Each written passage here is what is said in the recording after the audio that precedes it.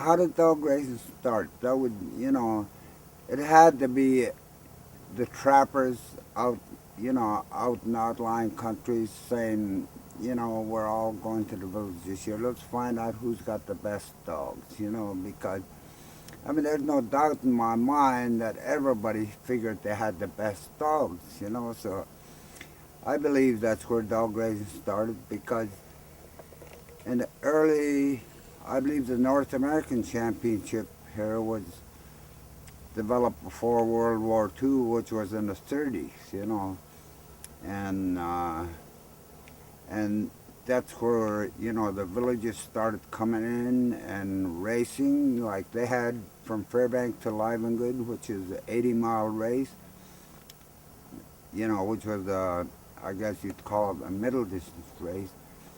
And the villages used to drive their dogs, like say from Kaikook, which is roughly 300 miles downriver. They used to drive their dogs to town to be able to race in Fairbanks. I mean, you couldn't even imagine that today. And so these guys were coming in way before my time.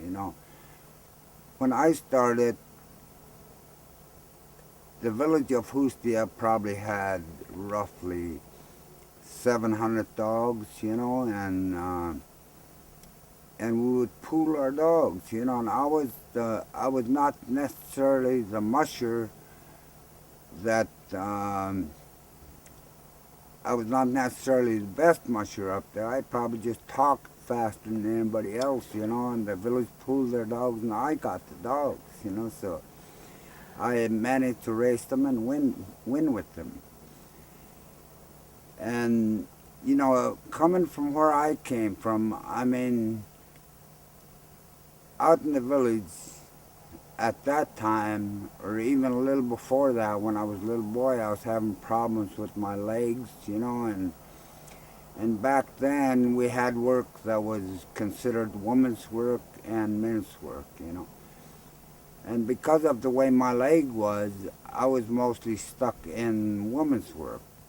So when I grew up and I was able to walk again, and I wanted to prove to the village that I could do things as well as they can, So I was fortunate enough to have the opportunity to prove that. So those things down through the years have made a big difference to me. And I mean, it set my life, my whole life has been, about dogs. I mean, I hold seminars today still talking about dogs 50 years after I started.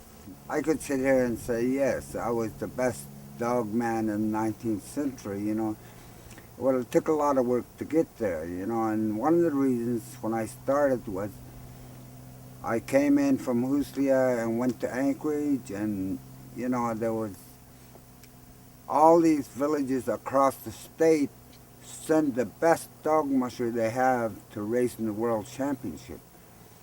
And I was one of the guys that was there with a dog team from my village. I didn't own any dogs, and when I went to Anchorage and managed to win, and then when I went home, one of the elders told me, kid, you didn't prove anything to me this time. He said, all those dogs were owned by someone else,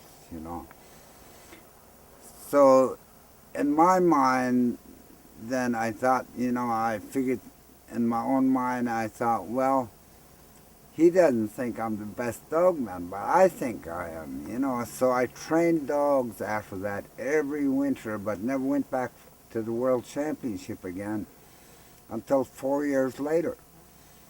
And then I won the World Championship again when I went back, and the old guy walks up to me again and he said, by God, you are a dog man, So, those were very satisfying times in my life.